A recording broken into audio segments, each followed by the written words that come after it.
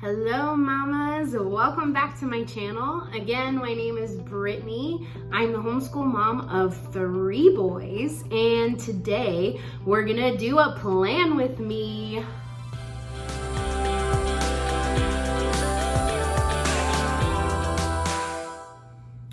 We are about to start our 6th week of homeschool. Yes, we kind of started a little bit later in the game, but I knew I'd have to start planning the next couple weeks and what they were gonna look like. So I thought, why not take you guys along as we start this process of figuring out what are we gonna learn for the next couple weeks?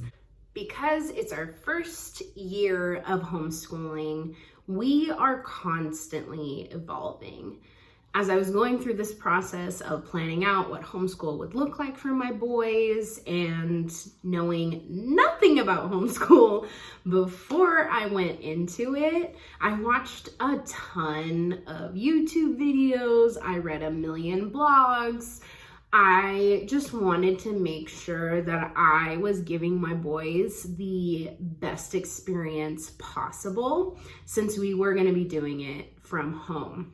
So with that being said, a lot of the mamas that I watched, they said, don't be afraid to throw out curriculum that's not working or to try something different if it doesn't work. So the first week of school looked a lot different than probably our 6th week of school is going to look like because I'm constantly changing and evolving.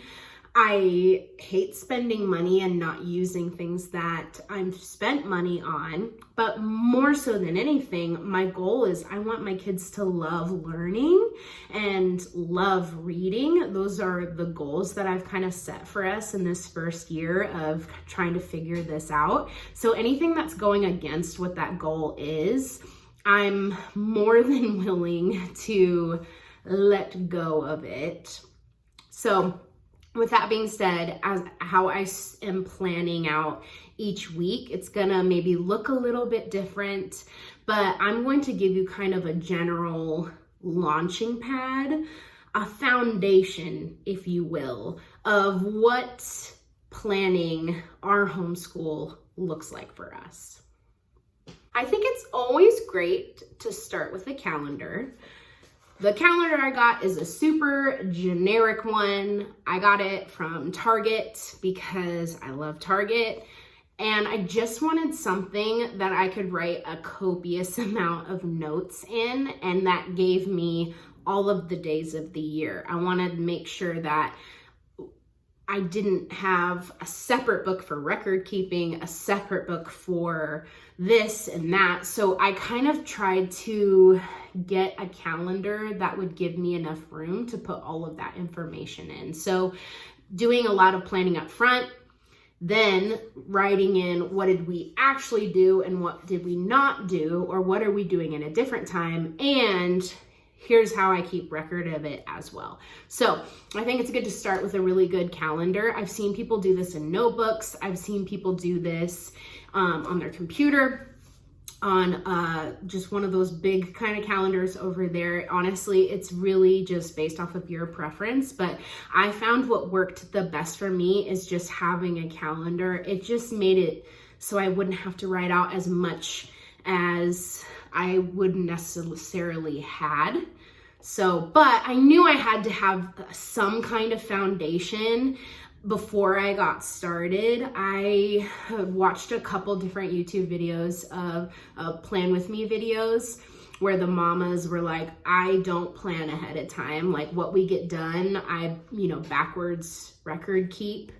And that kind of made me lose my mind, only just because I am such a stinking planner and I feel what doesn't get written down doesn't get done. So it was really important for me to have some sort of idea and be prepared for my kids before we got started. We do homeschool 5 days a week. I've heard some people do it 4 days a week. 5 days a week just seemed as an easier transition just because my 2nd grader was already coming from school with already doing it 5 days a week, so it became something where it wasn't hard to make that commitment, and I felt like our days could kind of be a little bit shorter because we did the 5 days a week model, and it was kind of easier to keep a routine in place when we were doing that as well. So we do it 5 days a week. This is the whole entire month.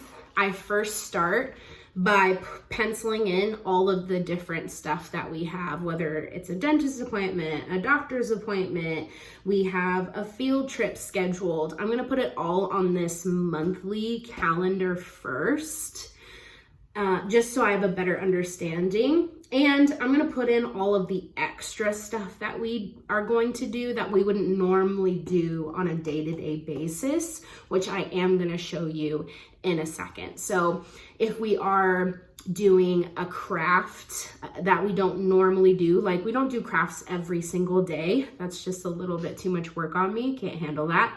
So I will pencil in when we're doing specific crafts in relation to the season that we're in, or if we're doing a unit study at the time. So while I'm doing this video, we are in the month of October. I have boys that love candy and love Halloween. I'm not the hugest fan of Halloween, but they love Halloween. So I knew that the different unit studies that I was going to do in October, that last week of October, we would do a lot of fun Halloween stuff where we go through the history of Halloween, how it got its name. We do some fun crafts, little learning pieces there.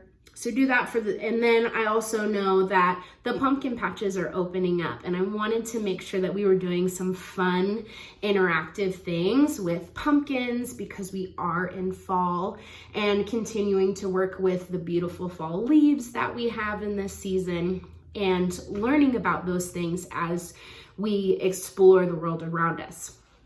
We are also part of a farm school, which is so fun. A gal who's in our community started this really fun farm school. She lives on a farm, and they're wanting to share it kind of with the community and other kids who are interested and want to be involved. So every month we go to farm school, which prefaces a lot of the different stuff that I'll do within the unit studies for the weeks to come. For example, the one we just went on, we learned about chickens and eggs. So we did a lot of crafts and activities that centered around chickens and eggs, just to kind of apply and take back all of the things that we had learned during that. So this probably sounds like a lot of work, and like I said, next month might not even look like this, but each week we were kind of focusing on a different thing. Like this week we were focused on, chickens. We learned about roosters. We learned about the life cycle, the different parts of chickens. All of that fun stuff was stuff that we did this week.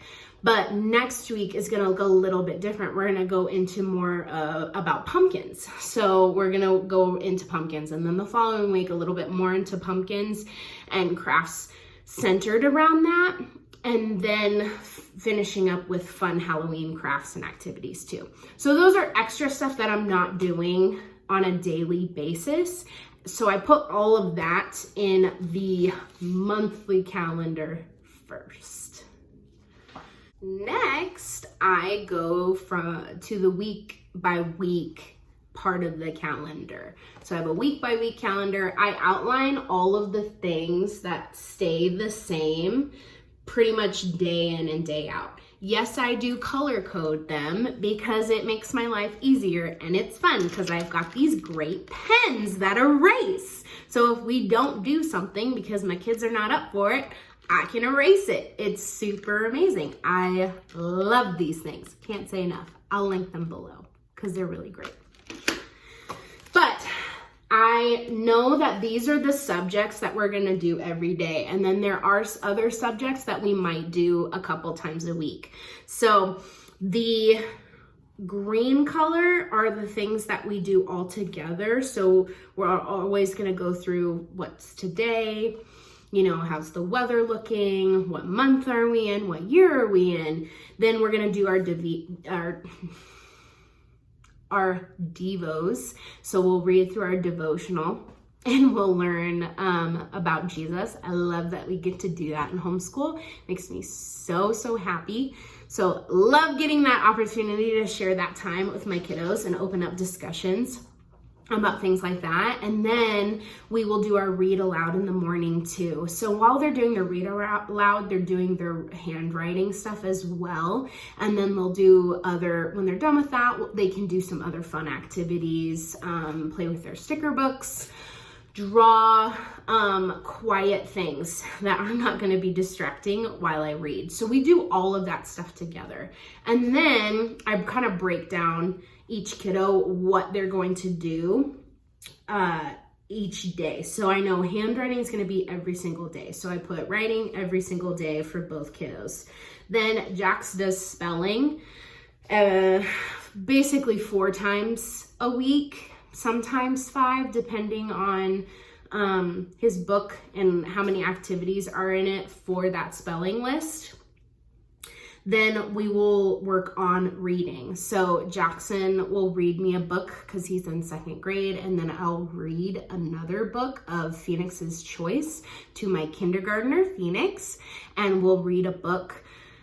Then we go into like their language assignments through their curriculum. So we use master books. We've been using language master books for Jackson, and we've been going through 100 easy lessons, how to teach your child to read in 100 easy lessons. Wow, that's a big title. It's hard to say. Sorry. So we'll go into reading. So I'll break off, and maybe whatever kiddo's ready to do it first, spend some time with that kiddo, while the other one is like, Jackson could be working on flashcards, reading another book, working on his assignments ahead of time if he wants to, and if he doesn't need my help. And then I switch over to the other kiddo and I start working on their language assignments and what they're doing. Then we do math. Math is pretty quick and easy. My boys love math and they go through it really quickly. So I've kind of grabbed different supplemental books from like the dollar store. Super awesome. Just to kind of help wrap in or tie in whatever we're doing when it comes to math for the day. And those are the things that we're going to do every single day. So I have that written out, basically the subjects, and then I go through the individual subjects and I'm going to start writing in like, okay, for math, we're working on time. So I'll write that out. Where I think I need to supplement a little bit more time. So we're going to get our activity clock and actually do some games that relate to time, so we can kind of tie in that assignment and kind of, I don't know, get more out of it, just because I know that's something he struggles with.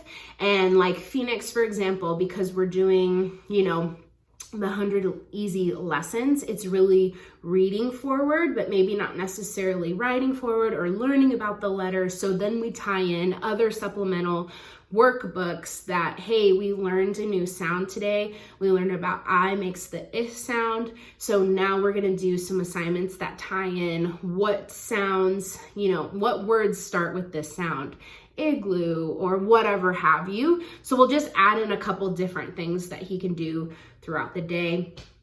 Also, Jackson does history twice a week. We use master books. Our story, we started with book 1. So each week right now, so the first week we learned about family. The second week we learned about community. The third week we learned about the city we live in, that sort of thing. So it kind of just builds off of itself and gets bigger and bigger and bigger. I haven't looked into more of the book to see if it gets into the nitty gritty kind of stuff. Not quite sure yet. So that's kind of where we're at. Then when it comes to science, it's usually kind of based off of the unit study, how much I can add that in, or we'll do a weekly science experiment. We use KiwiCo for a monthly little science project as well. And I try to kind of like tie it into whatever we're learning during that time, whether it be, pumpkins, or we're learning about Halloween. We'll do a candy experiment with Skittles, little things like that. I want to kind of tie that in. Now, I only have a kindergartner, a preschooler, and a second grader. So more than anything, I want them to get excited about reading and just sitting down, learning the information and attaining it. So I'm not super focused necessarily yet on science and even history, maybe for that matter. I just want to get them excited about this experience because it's our first year. The first week of school, I did so much planning. I think I made my head spin off my body, and then I had to reattach it. It was really, really difficult to plan that much out and then find that my children weren't excited about it. They didn't want to do it. They weren't interested. And I did all of that planning for nothing. So I realized that the planning I do up front, it has to be simple and it has to be quick, and it has to benefit myself along with my children. So I don't know if that is exactly selfish, but it's something that I think it makes things just a little bit easier. I think when you confuse, you lose. And when we had too much going on, it was just crazy. So we did that. Craft-wise, we'll do 1 to 2 crafts a week, most of the time on Fridays. It's a really fun thing to kind of do more crafts and fun activities like that. We try to do field trips weekly, and usually we'll try to do that on my husband's day off so he can be a part of it with us. And that's usually like either a Monday or a Wednesday, which is really fun. So we'll tie in what we're learning. So next week we'll most likely go to a pumpkin patch so we can learn more about pumpkins and see them, how do they grow? What do their seeds look like? All of that kind of information. We'll kind of tie all that together. So hope that kind of helps when it comes to an outline.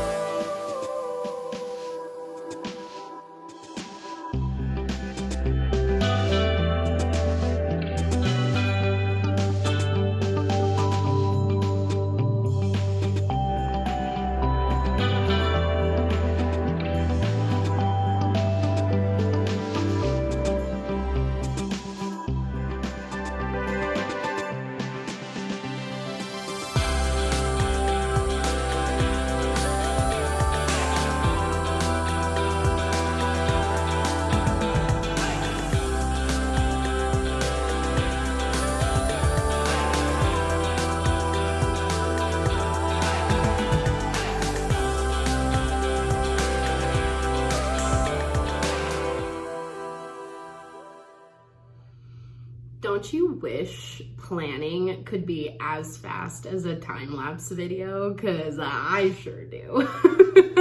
Just a couple things that I didn't mention before that I noticed I didn't talk about that would be helpful. It's really good to have a place to make almost like a to-do list of what you need before the week starts. So like I always have like a what to print list of what supplements and what activities I need to add that I need to print off. I make a list for that, and then supplies. So making sure I'm gonna need some AAA batteries here soon. So making sure that you have a checklist so that when you're coming up to the week, you have the construction paper, you have the glue, you have the paint, you have the yarn that you're gonna have for the crafts. I know that seems pretty self-explanatory, but if you're planning a couple weeks ahead like I am, I don't like to necessarily plan just week to week. I'd like to get my general month completed first, last. And then I start